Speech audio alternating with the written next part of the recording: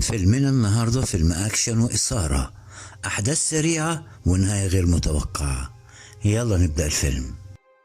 بيبدأ الفيلم مع طفلة ذكية جدا اسمها مي، بتقدر انها تحفظ اي حاجة بكل سهولة لدرجة انها كانت بتعدل على المدرس بتاعها. فبيستدعيها المدير وبيقول لها انه هينقلها المدرسة تانية افضل من المدرسة دي عشان تناسب مستوى ذكائها. وبنشوف مي اللي بيتم خطفها من قبل عصابة عشان يشغلوها معاهم، لانهم عرفوا انها بتقدر تحفظ اي حاجة بياخدوها، وبيروحوا لرئيس العصابة اللي بيطلب منها انها تشتغل معاهم تحفظ كل المعلومات اللي هتنقل ليها، لانه ما بيثقش انه يحط اي معلومات على الكمبيوتر لانه ممكن يخترق في اي وقت. وبيقول لها انها لو وافقت تشتغل معاهم هيهتم بامها المريضة ويعالجها. فبتوافق مي وبياخدوها وبيروحوا على امريكا، وفعلا بدأت تشتغل معاهم وتديهم تقارير يومية عن الارباح والخسائر اللي بتحققها الكازينوهات بتاعتهم. وبنروح للوك اللي بيلعب مصارعة، بس للاسف بيتسبب في اصابة خطيرة للشخص ده، ولما بيروح عشان يطمن عليه بتطرده مراته. فبيروح لمدير الصالة وبيضربه، فبيقول للمدير ان الاتفاق اللي كان بينهم انه لازم يخسر، وانه دلوقتي كسب فهو كده اللي خالف الاتفاق، وانه كمان خسر صاحب الرهان الروسي ملايين الدولارات. وبيهدد لوك انه مش هيسيبه في حاله. بعدها بيروح لوك وبيكلم مراته عشان تسيب البيت، لكن هي ما بتردش. ولما بيوصل بيلاقي مراته مقتولة، واللي قتلها افراد العصابة الروسية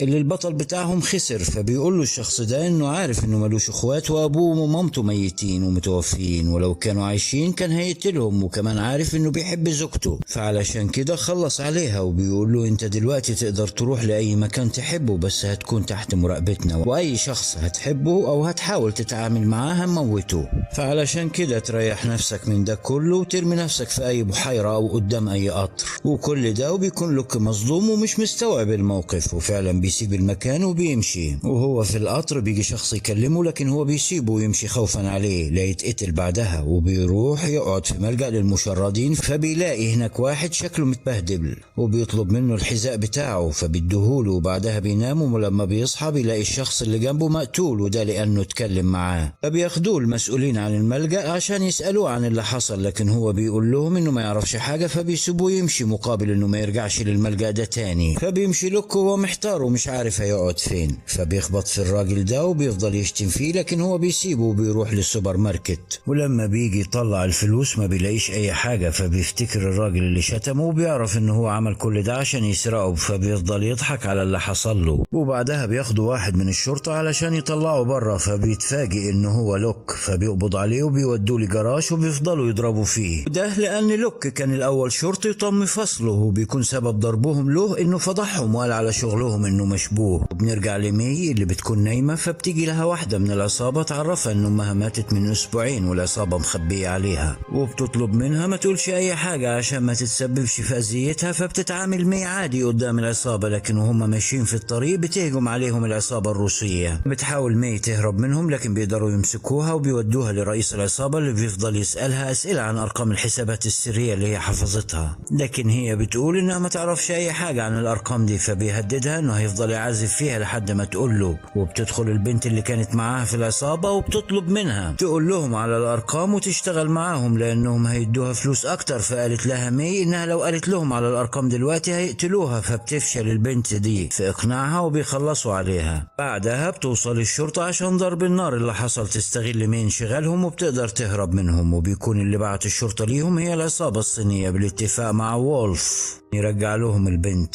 فبيعرض عليه الشخص ده فلوس اكتر، بس بشرط انه يدور معهم على البنت. وفعلا بيبدأ وولف في تنفيذ الاتفاق وبيدوروا على مي في كل مكان. وبنرجع للوك اللي بيكون موجود في محطة المترو وبيستعد عشان ينتحر لانه مش هيقدر يكمل حياته بالشكل ده. فبيبص بيلاقي مي ماشية خايفة وبتتلفت حواليها، فبيأجل قرار الانتحار وبيروح يقعد عشان يشوف البنت دي هتعمل ايه. فبيلاقي افراد العصابة الروسية جايين يدوروا عليها، هي بتقدر تستخبى منهم. بعد كده بتركب المترو وبيركب افراد العصابة وراها، فبيقرر لوك انه هيساعدها، لكن ما بيلحقش يركب المترو، يفضل يجري لحد ما بيتعلق في المترو وبيقدر يدخل جوه. اما مي فبتفضل تتنقل من عربية للتانية عشان تهرب منهم لحد ما بتوصل لاخر عربية وبتشوفها العصابة. لكن قبل ما يدخلوا لها بيجي لوك ويخلص عليهم كلهم، وبيروح لمي اللي بتكون خايفة منه، فبتخرج بسرعة. وهو بيجي يخرج بيلاقي الباب اتقفل، فبينط من نفس المكان اللي دخل منه. لما بتيجي تخرج بتخرج مي من محطة المترو بيقابلها 2 من الشرطة وبياخدوها معاهم، لكن برضه بيلحقها لوك وبيخلص عليهم، طمنها انه مش هيأذيها وانه بيحاول يساعدها. فبتيجي افراد العصابة الروسية وبتضرب عليهم نار وبيركبوا العربية وبيحاولوا يهربوا منهم لحد ما يوصل لمكان ويقف. استناهم لما يوصلوا بيقدر يخلص عليهم، فبيروح لمي عشان ياخدها، لكن هي بتكون خايفة، فقالوا لها لو عايزة تكوني في امان تعالي ورايا. ما بيكونش قدامها حل غير انها تروح وراه. وبيعرف وولف ان لوك هو اللي اخد مي. بعدها بيروح للوك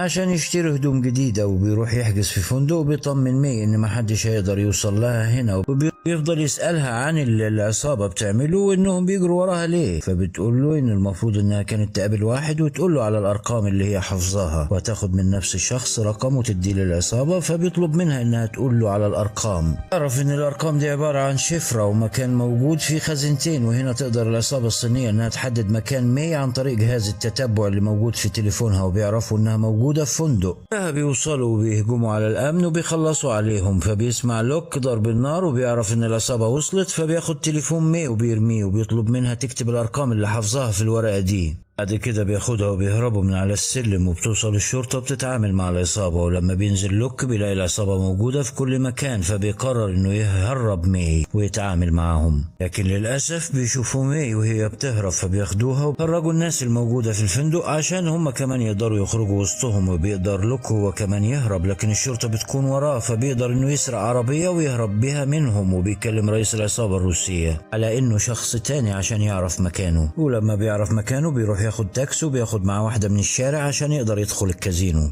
لما بيوصل بيضرب في كل اللي هناك وبيخطف ابن رئيس العصابة وبياخده ويمشي. وبيروح وولف للمحافظ واللي بيكون متضايق من اللي بيحصل زي ضرب النار وحالة الفوضى اللي بقت موجودة، وانه لازم يجيب الطفلة دي بأي تمن. بيقول له وولف ان لوك هو اللي بيحمي البنت دي، فبيقول له انه يتصرف لانه كان شغال معاه والمفروض انه يكون عارف بيتعامل معاه ازاي. اما مي فبتوصل لرئيس العصابة واللي بيسألها على الرقم اذا كانت قالته لحد ولا لا، فبتقول له مي انها ما قالتش الحاجة لحد، انها بتكذب عليه، وقال لها انه لو كانت قالته لحد فهو هيقتلها. وبيخلي اخوان يكلم شخص اسمه أليكس وده الطرف التاني واللي معاه الرقم، يكلموه وبيغيروا المكان اللي اتفقوا عليه. اما لوك في الوقت ده بيكلم رئيس العصابة الروسية وبيهدده انه هيخلص على ابنه. حد من افراد العصابة او من رجالته اتدخلت وهيخلص على مراته وبقية افراد عيلته. بيسألوا عن الموجود في الخزنتين، فقال له ان في خزنة فيها 30 مليون دولار وخزنة تانية فيها حاجة تعادل 30 مليون دولار. ده بيروح لوك يكلم وولف وبقية زمايله اللي كان شغال معاهم، فبيقول لهم انه عارف مكان خزنة فيها 30 مليون دولار وبيعرض عليهم انهم يتحدوا معاه عشان يسرقوها وتتوزع عليهم. طلع الورقة اللي فيها الارقام وبيولع فيها ويقول لهم ان الرقم موجود دلوقتي في دماغه فلازم يحموه عشان يقدروا يوصلوا للفلوس. فعلا بيوافقوا على الاتفاق وبيبدأوا يجهزوا نفسهم ويروحوا المكان الخاص بالعصابة الصينية. يقتحموا المكان وبيصفوا اي حد يقابلهم لحد ما بيخلصوا على الموجودين وبيقدروا يوصلوا للخزنة. فبيحس لوك بالغدر من ناحيتهم فبيطلب منهم يرموا كل الأسلحة الموجودة معاهم. ألم بيسمعوا كلامه،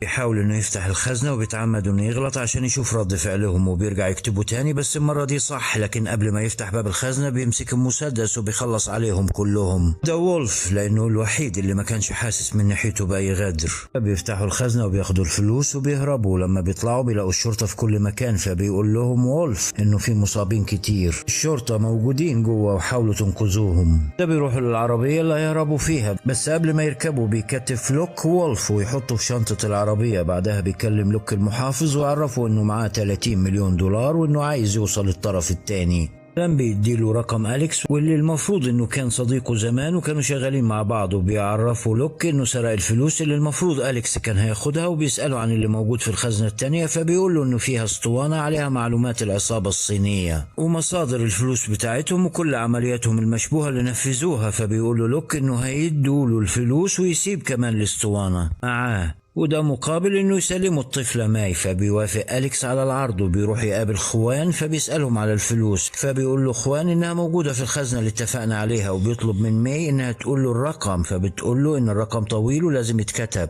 بيطلع القلم عشان يكتب لكن بيطلع المسدس وبيخلص عليهم كلهم بما فيهم خوان. بعدها بياخد ماي وبيكلم لوك عشان يتفقوا على مكان يتقابلوا فيه، وبنروح للمحافظ اللي بيعرفوا الامن انه أليكس على التليفون. بيطلع عشان يكلمه لكن بيتفاجئ ان لوك هو اللي مستنيه، فبيقول له انه عارف انه هو اللي بيوجه أليكس، يطلب منه يديله الاسطوانة والا هيقتله، فما بيكونش قدامه حل غير انه يديها له. بس قبل ما يمشي بيقول له المحافظ انه أليكس كده كده هيقتله، بيقول له لوك انه عارف ده كويس. بعدها بيروح لوك يقابل أليكس اللي بيسأله هو مهتم بالطفلة دي ليه كده، فقال له لوك انها انقذته من الانتحار. فبيحط أليكس المسدس على دماغ مي وبيسأله عن مكان الفلوس، فقال له انها في العربية فلسه هيدوس على الزنات، لكن بيلحقوا لوك ويقول له او في البنك او في اي مكان تاني. فبيفهم أليكس من كده انه عايز يواجهه، واللي يخلص على التاني هو اللي هياخد كل حاجة. فبيوافق على المواجهة ولسه بيستعد عشان يضربوا بعض، بتيجي مي تضرب أليكس بالنار في رجله،